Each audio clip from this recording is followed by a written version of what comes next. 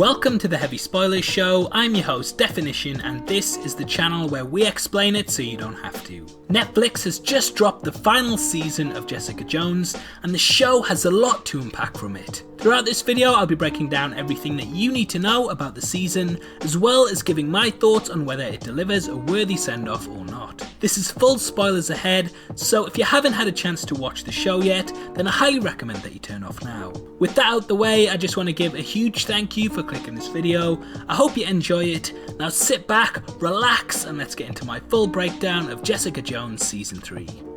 From the off, you get the feeling that Jessica possesses a lot of disdain towards heroism, and Season 3 deals with her coming to terms with the responsibility that has been thrust upon her. Phrases like Captain America would never have done that ring out from the off, and it's clear that this isn't your cookie cutter Marvel character at all. Whilst this has always been a standard for the heroine, there's an increased amount of eye rolling going on from Jessica this time round, and from the outset and throughout she seems like she's truly decided to be as distant from humanity as well humanly possible. There's a huge shadow left over the season by Jessica's mother, and she, though the titular character hates to admit it, inspired her in some ways to do good. In addition to this, she has to deal with the fact that morality and the law are often opposites, and she realises that she has to cross the line in order to do the right thing, even though she will be crippled legally. Mirroring this, Hogarth, played by Carrie-Anne Moss, finds herself losing her mobility physically after the ALS disease slowly begins to take over her body. Malcolm too finds himself struggling with the morality of the law,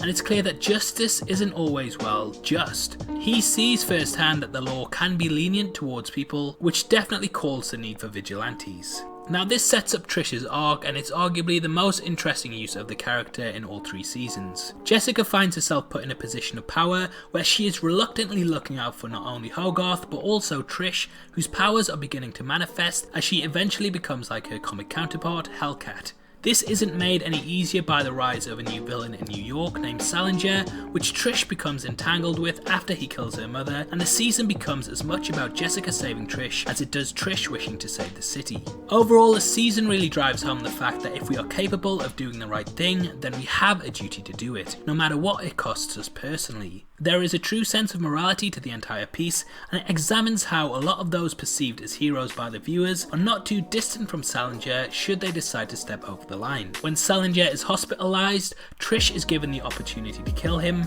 However, Jessica wishes to have justice rather than vengeance, so that Trish will not go down a dark path that she probably won't come back from. This is a transformative moment that shows that Jessica has truly become a hero, and though she can't save the show from being cancelled by Netflix, she can at least save her stepsister. Salinger challenges that deep down she does want to be a heroine, even though she won't admit it to others, and though she initially denies it becomes clear throughout the season that this is the case. Jones tricks Salinger into confessing his crimes after luring him into a false sense of security, and it seems that she has finally done enough to clear Trish's name and end the saga once and for all. However, in a shocking twist at the end of episode 12, Trish kills the killer and thus descends into darkness. It's at this point that Jessica questions whether it's worth even being a hero, as everyone else gets to look away while she is the one that's required to deal with it. We get an awesome Luke Cage cameo, but the main talking part of the finale comes down to Trish and Jones facing off. We learn that once the line is crossed, there's no real going back from it,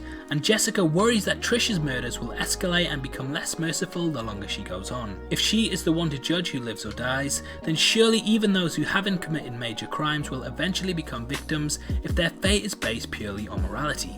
In the end, we head into a showdown with Jessica fully aware of what Trish is capable of. With her aim on Hogarth, Trish actually realises that she's the only way to get out of New York and off to a new life. However, Jessica exposes her online and tracks down her transport, which literally puts the final nail in the coffin for the character. She shows Trish that if she continues on the path that she is, eventually she will come up against a good guy and therefore be the villain.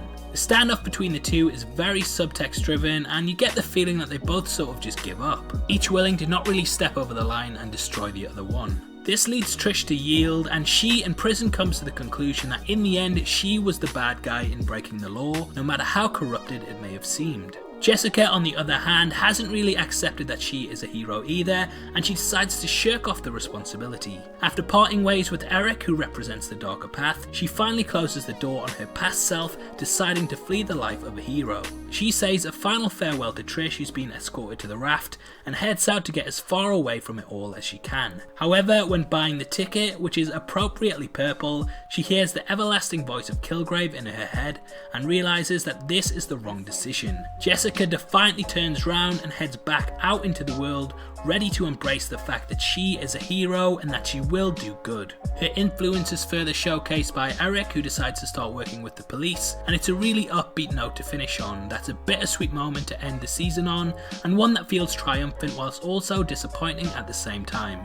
Purely because I really wanted Jessica Jones to go on longer, but unfortunately due to the cancellation by Netflix, this is potentially the last we will ever see of her in this incarnation. It's such a shame because while season 3 is probably the weakest of the run, it's still really enjoyable. There's no heavy-handed messages here, and it's easy to put yourself in the shoes of Jessica and Trish in deciding who you would side with. Whilst the costumes are really lackluster, with pretty much a scarf over someone's face being the height of it, the tense drama created by Salinger and the question of what it really takes to be a hero really drive this season immensely. In the end, it's pretty sad to see the show go, along with the rest of the Marvel Netflix universe, but perhaps this is the send-off we needed, knowing our heroes are off into the world doing their own thing against the grain. Overall, I enjoyed Jessica Jones season 3 and it gets a 7 out of 10. Obviously, I'd love to hear your thoughts on the season, and if you took anything different from it, then make sure you comment below and let me know. If you enjoyed this video, then please like it and make sure you check out my breakdown of this weekend's other big release, Men in Black International, which will be linked at the end. This is a channel for people who are never missing television, so if that's the kind of thing you like, you need to subscribe to Deffinition. Thanks again for taking the time to watch this, you've been the best and I'll see you next time. Take care, peace.